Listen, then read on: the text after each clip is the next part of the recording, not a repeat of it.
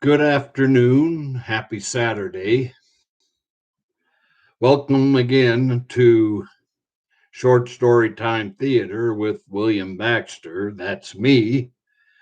Today's story is entitled Cottonmouth Bit, which is a short story, very short story, published in my book, Web Tales.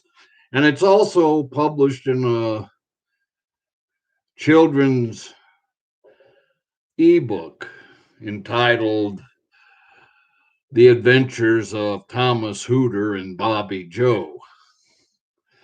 But I will be reading this story out of Web Tales. Cottonmouth Bit. Long ago, during the spring of 1973, the Maywood High School track squad from a remote town in the state of New Hampshire took their annual spring trip to the Okefenokee Swamp in Georgia. The equipment manager of the varsity track squad was a high school junior by the name of Thomas Hooter, who was well liked by the athletes on the Maywood High School track squad. Thomas Hooter so looked forward to the spring trip the night before he left with his track team buddies and the track coach.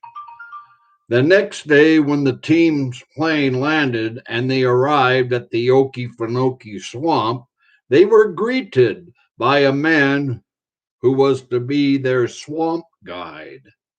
His name was Dr. Josiah Soppleweed, who was a physician as well as a swamp tour guide. Dr. Soppleweed was assisted by his beautiful teenage daughter, Bobby Joe Soppleweed. The tour had gone on for 3 days, and Thomas and Bobby Joe began to take a strong liking to each other.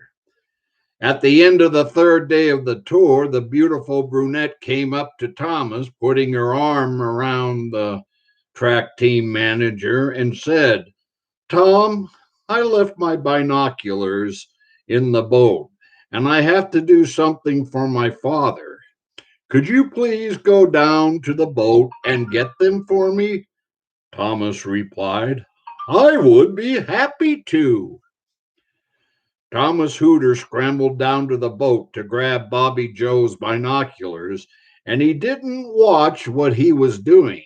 As he reached into the boat to grab Bobby Joe's binoculars, he was looking back up at the lodge where the object of his affection was standing on a wooden porch, waving at him, not seeing what was in front of him. Thomas Hooter felt a sharp pain shoot up his wrist. He felt woozy for a second or two, and then he passed out after hearing what sounded like Bobby Joe screaming in terror. A moment later, Tom found himself walking along a solid gold pathway leading to some gigantic pearl gates.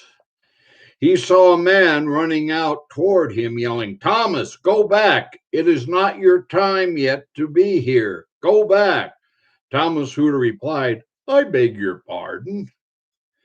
The man said, "Thomas, I am St. Peter, the gatekeeper. You have been cottonmouth bit. However, a beautiful young teenage girl is weeping for you back at the lodge, praying that you will live, while her father is working hard trying to save your life. Well, her prayers won't be answered if you walk through those gates. Turn around and go to her, my son." Not wasting any time whatsoever, Thomas Hooter turned around and headed back down the path in the opposite direction, and soon he found himself sitting up in a bed inside the Okefenokee Lodge where Dr. Soppleweed was tending to him. The good doctor said, "Thomas, I thought we lost you for a moment. However, the antivenom is taking effect, and you should be fine by tomorrow morning. Now get some rest." As soon as Dr. Soppleweed left the room, Bobby Joe sat at the head of the bed next to Thomas Hooter. Tears of joy streamed down her face of Bobby Joe as Thomas took her by the hand.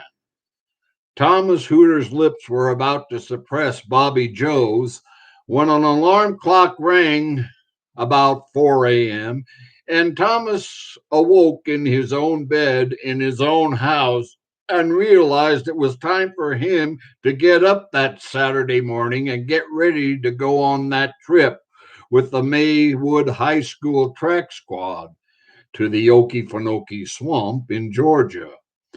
Then Thomas Hooter said to himself, "Thank goodness it was just a dream." For a short while, Thomas had thought he was dreaming, and he had not yet gone on that trip with his track team buddies.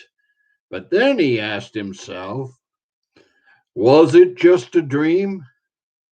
Then Thomas pulled back the sleeve from his wrist, and sure enough, there were some very nasty fang marks on his wrist.